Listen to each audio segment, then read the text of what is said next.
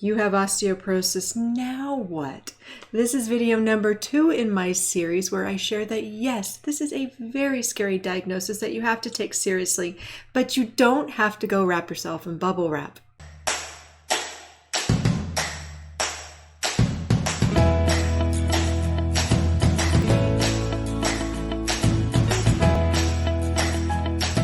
Hello, it's Amy from Be Healthy Enough. I help women over 50 get moving even as the aches and pains of age start to creep in with online workouts designed for just what we need that will leave you feeling good, not beat up, so you can be healthy enough to do all the things you want to do in life. Before we get started, a couple things. First, subscribe so you get notified when I have my next video coming out. And also, that posture, we talked about this in video 1, shoulders up and back and down, chin level, not down and not up. So adjust your screen from where you're watching me so you have that head sitting right on top of your spine.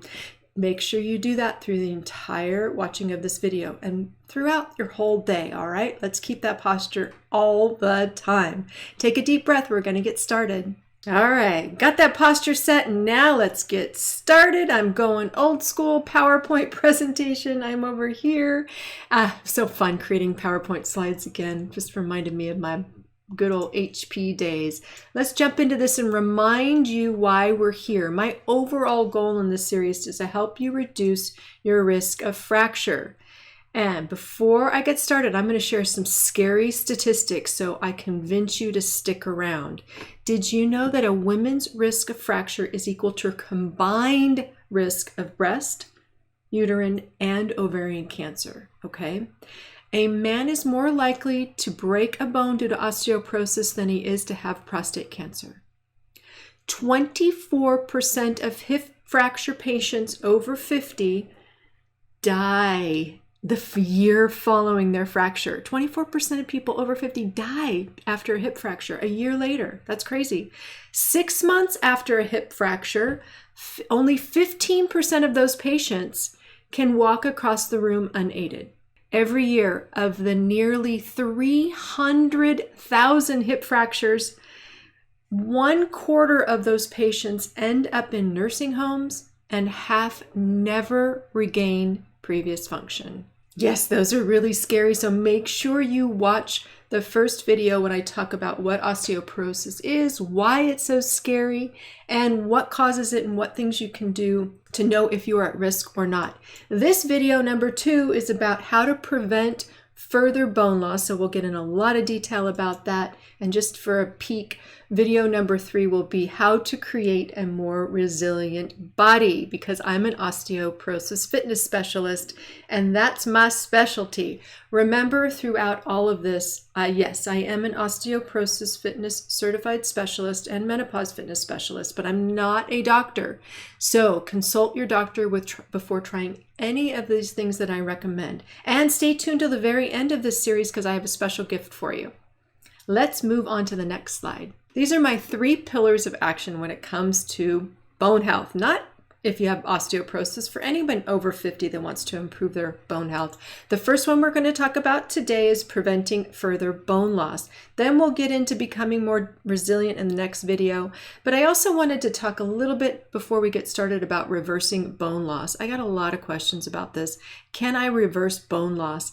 And from the research I found, osteoporosis bone loss cannot be completely reversed without prescription medications, but there are a number of health and lifestyle adjustments that you can make to stop any further bone loss. So that's what you're going to hear about today. In my humble opinion, nutrition is by far the most important factor for not just healthy bones, but healthy overall, okay? For most people, I know that eating right is one of the most challenging parts of a healthy lifestyle. It's really easy to eat unhealthy foods, and it takes effort to cook, plan your meals, go shopping, etc. That reminds me, I'll leave a link to my Amy's Easy Meal Planning Guide below. I just updated it. It's my step-by-step process, the one we use in the Van Liew household to plan our meals to set ourselves up for healthy eating success. And so we don't go, oh, let's just go get a a pizza.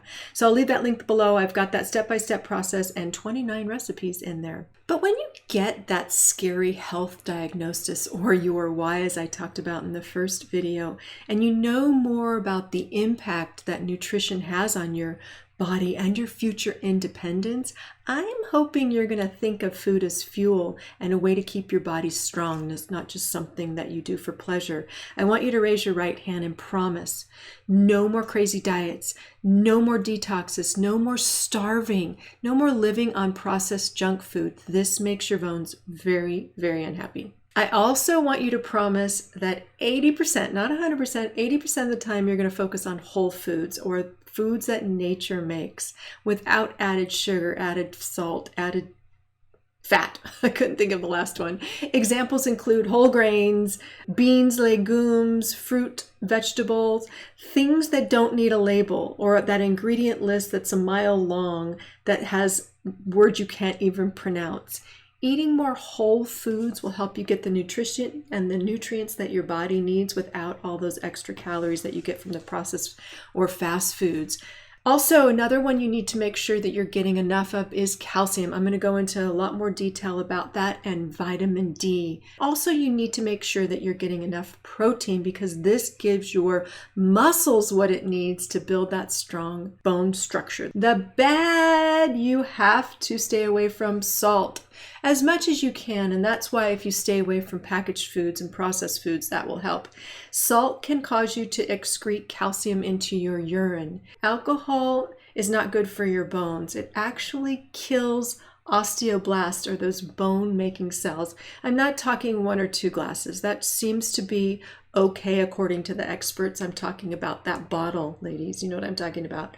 Also, too much caffeine can cause calcium loss. But 1, 2, even 3 cups a day is okay. Just watch out going more than 4 cups or 400 milligrams.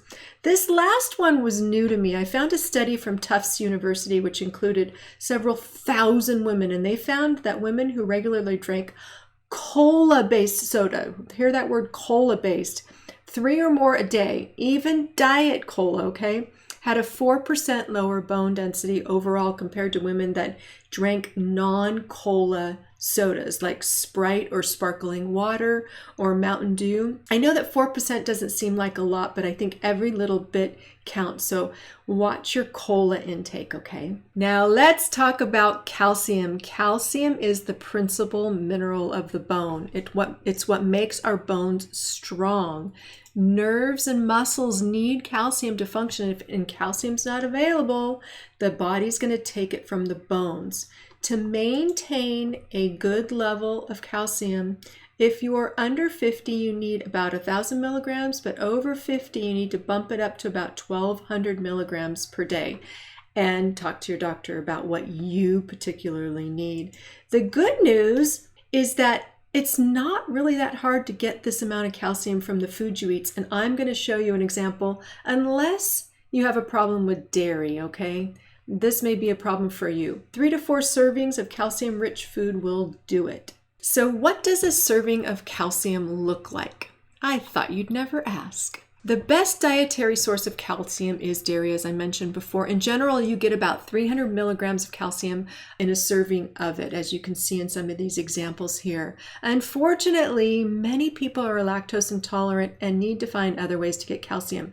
There is calcium in vegetables, but it's in much smaller amounts, and you've got to be aware of something I just learned, is that calcium binds to the fiber in vegetables, and it's not as easily absorbed. So, and again, I'm going to explain just a bit about that in a minute. Fatty fish is another great option. I wished I liked sardines, because this popped up a lot below. Leave me a comment below if you like sardines. I just can't. My dad loves them. The good news is that many foods now are fortified, and that helps, but you need to pay attention to the labels and look for the amount of calcium in the foods that you're eating, because it's important to know how much you're getting so you don't get too little or too much. Here's a quick tip on how to read the labels of calcium, okay? This is based on needing 1,000 milligrams a day. Most labels are based on that. So, and sometimes they're complicated. Sometimes they don't even show this, but if you do look at the calcium, it's always shown in a percentage. So what this means is that This particular item had 20% calcium or 200 milligrams. It's pretty simple, just add a 0. Here's a sample day, what it would look like if you can tolerate dairy. Breakfast would be a simple omelet with coffee when you can add cream or some nut milk, which is typically fortified with calcium, 2 eggs, some cheese, some spinach. That's 541 milligrams of calcium right there. Lunch could be simple, some canned salmon, which if it has the bones, the canned salmon is really good because the bones have calcium in them. Some mixed greens, which does have some calcium, some Parmesan cheese, and poppy seeds. Poppy seeds are one of the highest things non-dairy that has calcium in them, and that's almost 500 milligrams of calcium right there. Dinner, a mac and cheese. Why not? I have a healthy mac and cheese recipe with broccoli added, and that's about 300 milligrams per serving. So that total right there, you don't need to take a supplement. You're getting 1,337 milligrams of calcium, and that's not even including a snack because a lot of us will have a snack. Now, if you don't like dairy, I did the calculation, and that was only about 900 milligrams total. But what you could do is add a smoothie with some almond milk, and you'd get it right there. Taking the time to understand how much calcium you need to eat every day, and if you're getting it, is super important. So how do you do that? This is something I really want you to try. I know it's a pain in the butt, but I want you to at least for 1 or 2 weeks, track all your food. Write down what you're eating and then look up the calcium content. You may have to weigh your food too, but look up the calcium content like I did here, or in the previous sample, I'm pointing to my slide, previous sample to see how much calcium. Or you could use an app like MyFitnessPal, which is really easy. I used my Fitbit has an app. I wanted to know how much protein. In March we did bone or muscle strength month, and I wanted to know how much protein I was getting to make sure I was getting enough. And yes, it was a pain, but it was very, very eye-opening, and I lost probably 2 to 3 pounds because I stopped all that mindless snacking. If throughout the 2 weeks that you track your calcium, you find that on average you're not getting 1,200 milligrams, I'm talking because some days you're going to get more and some days you're going to get less. You want to look at the average. You're not getting 1,200 milligrams through your food, you might need to take a supplement. Just note that your calcium intake needs to be a combination of your food and the supplement. So if you're just a little low, maybe you only need a small amount of calcium for your supplementation. What calcium supplements to take, or supplements in general, can get very overwhelming. There are 2 basic types of calcium supplements, calcium citrate and calcium carbonate. There are some out there made from algae, but I'm not familiar with those yet. Calcium citrate is easier on the stomach and you can take it without food. Make sure you read the labels. You might need to take more tablets to get the right amount of calcium.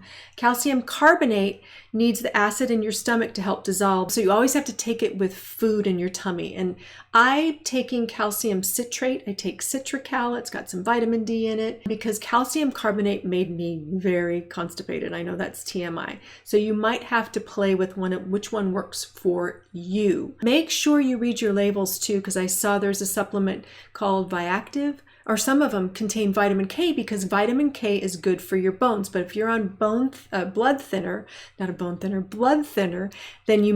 vitamin K is a no-no, okay?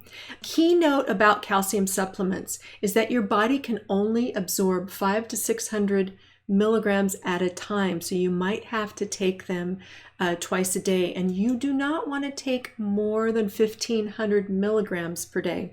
Talk to your doctor. Some people shouldn't take any calcium supplement.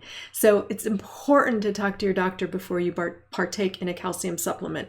Okay, and then something I just learned recently is you don't want to take your calcium supplements with foods that are high in oxalates or phthalates. Oxalates, rich foods are spinach. Who knew? I always thought spinach was high in calcium. Beet greens, rhubarb, sweet potatoes, and then those high in phthalates are whole grains, legumes, nuts, and soy products. You just don't want to take these at the same time you're taking your calcium supplement. So that spinach smoothie in the morning, you might want to replace the spinach with kale or collard greens.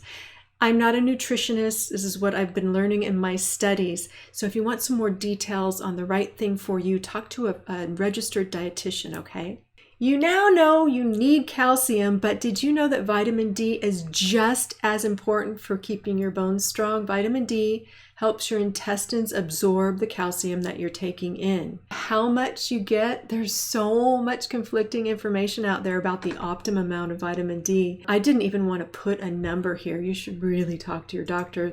The International Osteoporosis Foundation recommended if you're over 60, you get 800 to 1,000 IUs per day. The best source of vitamin D is the sun, but it only takes about 10 to 15 minutes a few times a week to get enough. That's not that much, but you have to make sure you're not wearing sunscreen because you need the UVB rays in the sunlight. And also, I know for me, I try to avoid the sun because I don't want any more wrinkles or skin cancer. And I also didn't know that the older you get, the less efficient your body is at taking in vitamin D from the sun as it was when you were younger. So that might not be the best source. And unfortunately, getting enough vitamin D from your foods is also difficult. I'll show you in a minute. And also recent studies show that you should not be overdoing vitamin D.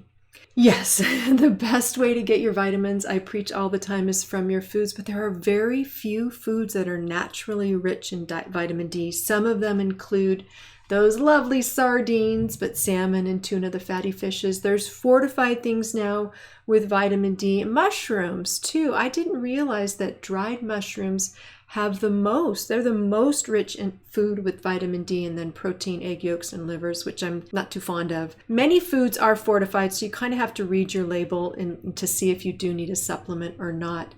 It's easy to get tested. It's a super easy blood test. You can work with your doctor, supplement as a nice insurance plan, and just review what you need based on where you live and your nutrition, okay? Now, stop nutrition. Let's talk about what I love to talk about, and that's fitness. Regular fitness activity has many benefits for bone health, but to stimulate those osteoblasts or those bone building cells, physical activity needs to be weight bearing. The higher the load, the better. To build bone density, you must do activities that load the bones with 4.2 times your body weight. This is called osteogenic loading, and it's the amount of force needed to stimulate those good osteoblasts that build the bone. Basically, you can remember that any activity that strengthens the muscles will strengthen the bones. Keynote member though, if you have severe osteoporosis, you have to be careful about the amount of load on weak bones. Now let's take a look at the loads based on different activities, okay? I've got a nice slide right here. So the load you put on your bones varies by the kind of activity that you do. And we think about loads as multiples of body weight. These are these numbers right here. The more body weight or load involved in activity, the more effect it has on your bone density. When you swim or cycle, you're not adding any body weight or gravity to your bones. If all you do is swim, you could actually lose bone density. Walking, taking a brisk walk, loads about 1 to 2 times your body weight and can help prevent bone loss, but it probably won't help in building bones. If you run or jog, that's a little better. You get greater impact on the ground, roughly about 3 times your body weight. But remember, if you already have osteoporosis, you want to do this carefully. To build bone density or get that osteogenic effect, you need loads of 4.2 times your body weight. These are these activities. Jumping, which can be hard on your body and hard on your joints, or strength training. That's my favorite. It's my passion. It is critically important that you learn to load the bones safely, especially if you've been diagnosed with low bone density or osteoporosis. The spine bones are the most sensitive, especially the ones in your thoracic spine, the upper back between your shoulder blades.